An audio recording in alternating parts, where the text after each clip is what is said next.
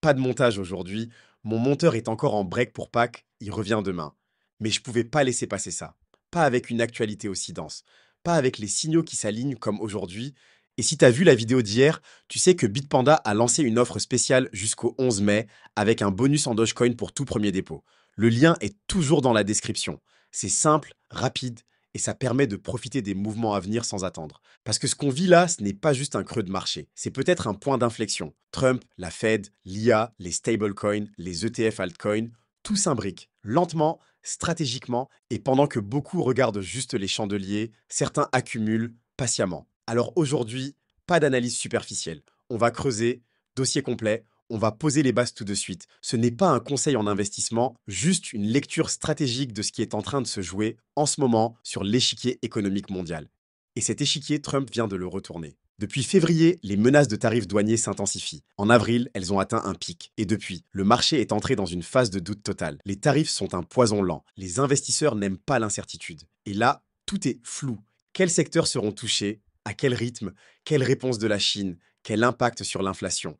Alors ils vendent, se retirent, se mettent en retrait, en attendant d'y voir plus clair. Et ce retrait massif crée une pression sur les actions, sur les cryptos, sur tous les actifs risqués. Les entreprises, elles figent leurs embauches. Les ménages, ils réduisent leurs dépenses. Et certains achètent en urgence ce qu'ils peuvent encore avoir à bas prix. Apple, par exemple, a anticipé. Ils ont importé 600 000 kilos d'iPhone en avance. Une opération logistique massive pour éviter d'avoir à payer plus cher plus tard. Le paradoxe, c'est que tout ça pourrait, à court terme, faire baisser artificiellement l'inflation. Des stocks pleins, une demande en baisse. Résultat, des prix qui stagnent ou qui chutent temporairement. Et ça, c'est exactement le genre de situation qui pourrait pousser la Fed à réduire ses taux. Mais attention, ce n'est qu'un effet de surface, une illusion temporaire. Parce que derrière, les vraies tensions économiques ne font que commencer. Chapitre 2. La Fed sur un fil. La Fed est en équilibre instable. Chaque mot, chaque décision, chaque ajustement peut changer la trajectoire des marchés. Officiellement, aucun pivot clair pour l'instant. Mais en réalité, le virage a déjà commencé. Depuis début avril, le resserrement monétaire, ce fameux quantitative tightening, a été ralenti à 5 milliards de dollars par mois. Autant dire un filet d'eau. Et ce n'est pas tout. La Fed a même déclaré qu'elle interviendrait pour stabiliser le marché obligataire si la volatilité devenait trop forte. Traduction, elle prépare déjà le terrain pour un retour du QE, un retour de la planche à billets. Mais malgré cette injection discrète de liquidité, rien ne bouge vraiment sur les marchés à risque. Pourquoi? Parce que l'incertitude reste trop forte. Les flux vont vers l'or, vers les bons du trésor, vers des refuges, pas encore vers Bitcoin, pas encore vers Ethereum. Mais la mécanique se met en place. Le Trésor ne peut plus émettre autant de dettes à cause du plafond atteint en janvier. La Fed, elle, réduit son désengagement. Et le Trésor, de son côté, dépense activement depuis son compte général, augmentant encore un peu plus la liquidité globale. Tout cela crée une tension invisible, une pression latente. Et si l'inflation venait à baisser, ce que le stock excessif pourrait provoquer temporairement, alors le discours de la Fed pourrait basculer plus tôt que prévu. Une chose est sûre, si pivot il y a, ce sera dans le brouillard. Pas de signal clair, juste une série de petits ajustements jusqu'au moment où le marché comprendra que le virage est déjà passé. Pendant que les projecteurs restent braqués sur la Fed et sur Trump, quelque chose de plus large se dessine, un mouvement mondial, lent mais massif. La Chine d'abord. Face à la pression des tarifs américains, Pékin envisage d'accélérer ses plans de relance. L'objectif est clair, éviter un ralentissement brutal de sa croissance, maintenir la stabilité sociale et surtout conserver son pouvoir de négociation face à Washington. Et cette relance, si elle se confirme, ne se limitera pas à la Chine. Elle poussera d'autres pays à faire de même. L'Allemagne, par exemple, prépare un plan de 500 milliards d'euros, une somme colossale, jamais vue dans ce pays depuis l'après-guerre.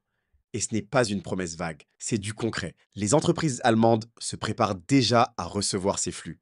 Et les marchés européens l'ont bien compris. Dès l'annonce, certaines actions ont explosé. Mais derrière cette euphorie boursière, une mécanique bien connue est en marche. Plus de dépenses publiques, c'est plus de dettes. Et donc plus de monnaie injectée dans le système. Et cette monnaie, tôt ou tard, cherche du rendement. Et où le trouve-t-on? Dans les secteurs à fort potentiel. Dans la tech, dans l'IA et bien sûr dans la crypto.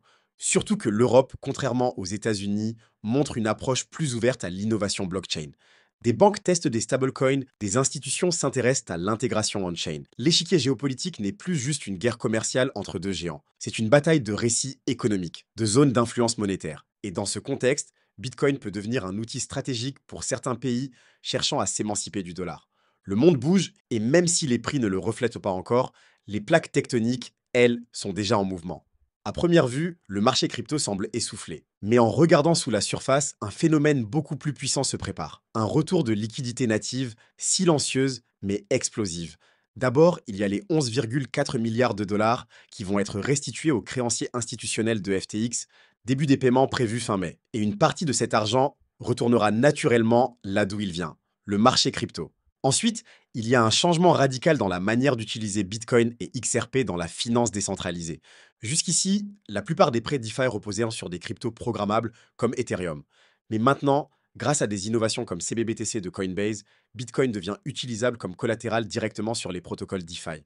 Et ce n'est pas anecdotique. On parle de milliards de dollars en BTC et en XRP qui pourront être mobilisés sans passer par des intermédiaires centralisés comme BlockFi ou Celsius, deux plateformes qui ont explosé lors du dernier bullrun précisément à cause d'un excès de levier. XRP, de son côté, prépare une sidechain EVM compatible qui permettra aux baleines de verrouiller leurs tokens pour emprunter des stablecoins. Résultat, un flot de liquidités réinjecté dans les altcoins liés à ces écosystèmes. Ethereum, Solana, Cosmos. Et ce n'est que le début. Parce qu'un autre catalyseur monte en puissance, l'arrivée des ETF spot sur les altcoins. Une douzaine de dossiers attendent sur le bureau de la SEC. Et avec Paul Atkins à la tête de l'agence, le ton a clairement changé. Si ces ETF sont validés, ils ne feront pas qu'augmenter la demande sur des tokens comme Solana ou Avalanche. Ils déclencheront un cercle vertueux. Hausse des prix, augmentation du collatéral disponible, plus d'emprunts, plus de rotation vers les petits projets. Et ce type de boucle, dans un marché déjà tendu sur l'offre, peut faire monter certains actifs beaucoup plus vite qu'on ne l'imagine. Tout est en place, les capitaux sont là, les outils aussi, il ne manque plus que le déclic. Tout converge vers une question simple. Est-ce que l'été qui arrive sera le vrai déclencheur du prochain bull run ou juste une nouvelle illusion?